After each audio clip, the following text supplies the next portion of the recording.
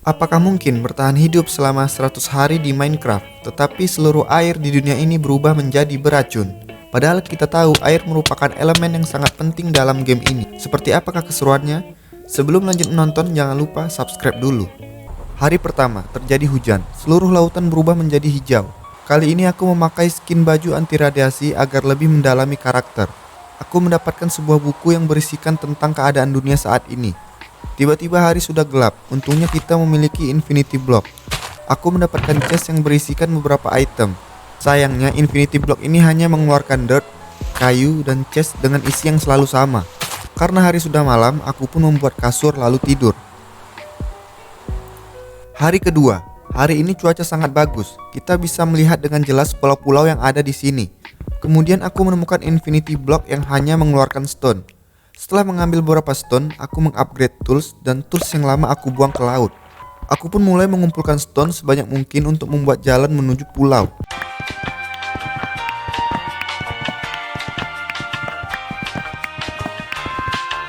Tidak lama berselang, hujan pun turun dan membuatku nyaris saja mati. Untungnya kita memiliki tempat berteduh.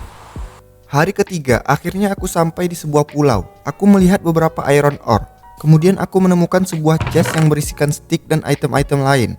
Setelah itu aku menemukan terowongan bawah laut. Di sini terdapat lintasan kereta. Ternyata ikan masih bisa bertahan hidup di air beracun ini.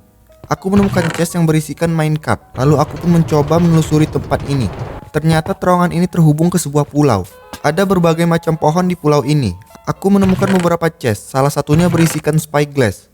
Kemudian aku menemukan sebuah pulau yang berisikan end portal. Hari ke-8, aku sampai di Desert Island. Di sini aku menemukan chest yang berisikan turtle shell, iron pickaxe, cook salmon, dan crimson fungus. Setelah itu aku menemukan lagi chest yang berisikan banyak makanan, fishing rod, potion of strength, dan sebuah dish. Kemudian aku mencoba untuk memancing, dan ternyata aku mendapatkan ikan yang sudah terkontaminasi. Meski begitu, ikan ini masih bisa dimakan sesudah dimasak. Aku berniat untuk membersihkan dan meratakan bukit di pulau ini, karena aku ingin membuat beberapa bangunan. Aku mulai dari menebang pohon, lalu aku mengumpulkan seed.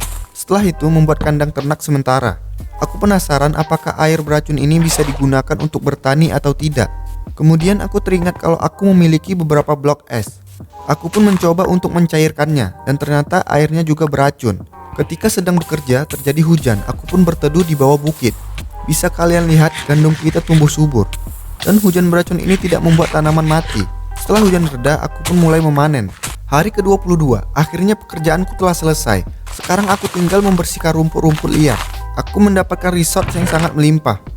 Kemudian aku membakar kayu untuk menghasilkan charcoal. Setelah itu aku menanam pohon. Di sini kita telah kedatangan beberapa penduduk baru.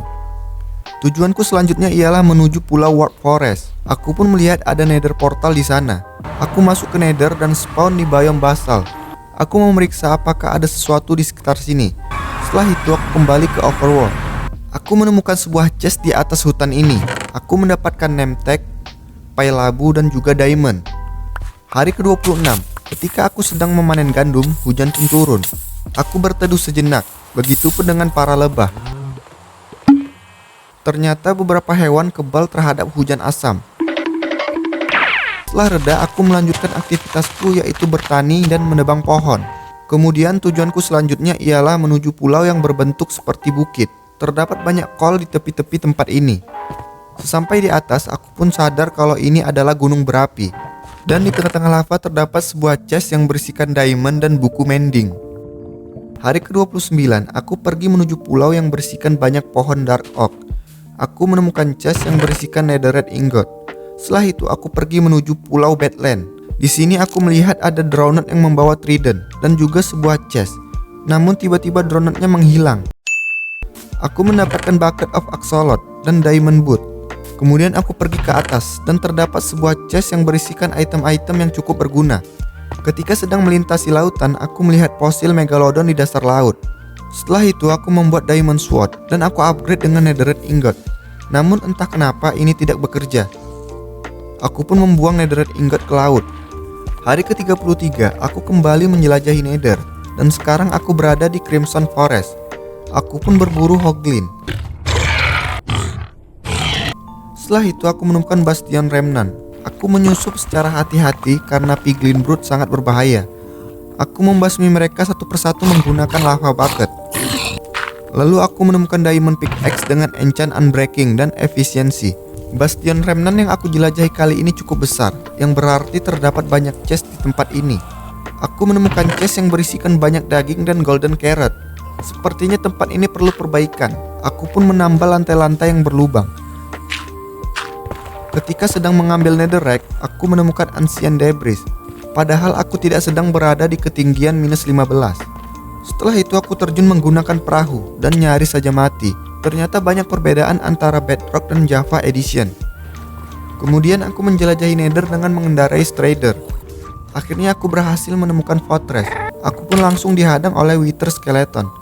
Aku menemukan Netherworld Farm dan beberapa chest yang berisikan diamond. Setelah itu aku mulai mengumpulkan Blaze Rod.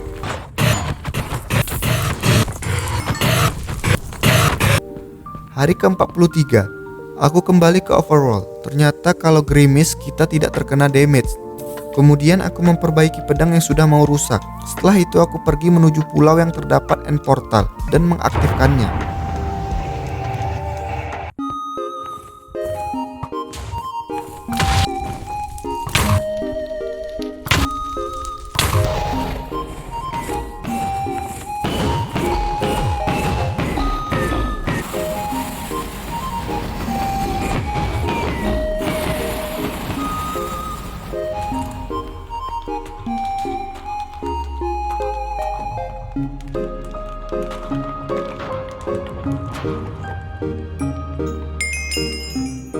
Seusai mengalahkan Ender Dragon, aku pergi menuju End City, atau lebih tepatnya End Ship. Di sini aku mendapatkan armor yang sudah di-enchant, yaitu Diamond Helmet, Diamond Chestplate, dan aku juga mendapatkan Diamond Shovel dengan Shield Touch. Setelah itu aku terbang menuju portal. Hari ke-48, aku pergi menuju pulau sebelah. Aku mengambil kayu dan sapling pohon sukrus untuk aku tanam di pulau tempatku tinggal. Aku juga membeli sugarcane dari Wandering Trader. Kemudian aku mencoba memindahkan sarang lebah, namun aku salah perhitungan. Satu persatu lebah pun mati. Mungkin mereka stres karena rumahnya telah dipindahkan. Pertama-tama kita harus memperluas pulau ini terlebih dahulu. Setelah itu kita mulai membangun.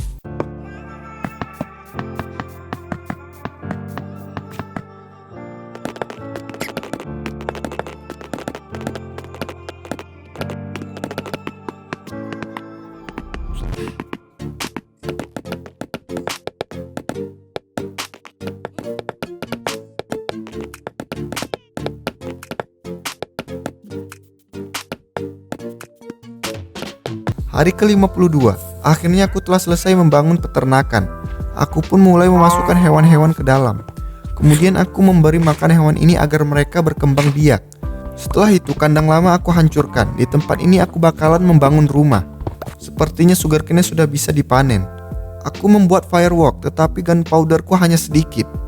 Kemudian aku menuju pulau yang belum aku datangi.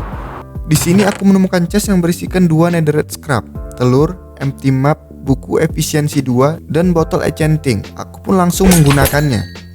Hari ke-54, aku mulai membangun rumah.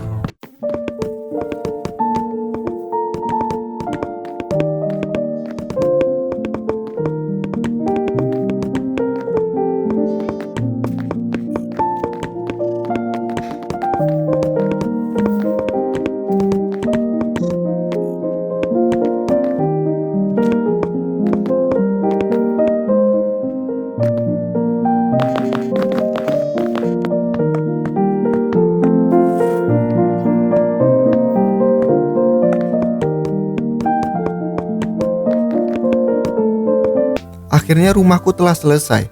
Aku juga telah memasukkan semua barang-barang. Kali ini aku memakai tema minimalis. Sebentar, itu kenapa ada lama di atas sana? Oke, kita abaikan saja. Sekarang kita bakalan melihat isi dalam rumah ini. Bisa kalian lihat rumah ini cukup kecil, namun bukan ukuran yang utama, melainkan kenyamanan. Kita bakalan rileks sejenak mendengarkan disk yang aku punya. Ayo semua, ikuti saya. Bawah, atas, bawah, atas, bawah, atas, bawah, atas. Kita lanjut ke project berikutnya, yaitu membuat jalan penghubung antar pulau. Bisa kalian lihat di sini aku hanya memakai satu slab. Kalau jatuh udah pasti nggak ada harapan untuk selamat. Aku nggak yakin resortku saat ini cukup untuk merenovasi semua jalan. Mungkin bakalan ada beberapa bagian yang tidak tersentuh. Guys, kalian tahu lagu apa yang cocok untuk situasi saat ini? Ya, kalian benar. Hujan, hujan, turun lagi. Seketika langit pun marah gara-gara aku bernyanyi. Mending turu dah kalau gitu. Hari ke-64, aku melihat ada skeleton horse. Ketika ingin menghampirinya, tiba-tiba ada petir yang menyambar. Dan jumlah mereka pun bertambah banyak. Beberapa jatuh ke laut dan sisanya saling bertarung. Aku gak mau melewatkan kesempatan langka ini. Aku kembali ke rumah untuk mengambil tali dan membawanya ke peternakan. Aku mencoba untuk menjinakkannya, namun sepertinya kuda ini tidak bisa dijinakkan. Yang terpenting kita sudah mempunyai koleksi hewan langka ya guys ya. Setelah itu kita lanjut lagi bekerja. Hari ke-73. Untuk sementara aku sudahi untuk membangun jalan karena resortnya sudah mau habis. Kemudian aku mulai mengumpulkan sebanyak mungkin pasir untuk mengeringkan fosil megalodon. Pertama-tama aku akan membuat polanya terlebih dahulu. Dan ini dia hasilnya. Aku nggak tahu apakah ini berbentuk bulat sempurna atau tidak. Dan sekarang waktunya kita mengeringkan bagian kecil dari lautan beracun ini. One eternity later. Setelah memakan waktu yang cukup panjang, akhirnya kita bisa melihat fosil megalodon secara dekat. Ternyata bentuknya jauh lebih besar dari yang aku bayangkan. Sebenarnya aku berniat untuk mengganti dinding ini dengan dinding kaca, namun waktunya sudah tidak memungkinkan. Atau apa kalian ingin aku buat video 200 harinya? Coba kalian komen di bawah. Sore harinya aku menikmati senja. I know you told your friend you're not okay, and tell me what's wrong and why you never said you felt that way. And guess you're trying to stay strong and fake a smile until I look away. But I've known you too long, it hurts to watch your blue eyes fade to gray as you fade away. Hari ke-100. Terima kasih teman-teman karena telah menonton video ini sampai habis. Sampai bertemu lagi di video berikutnya.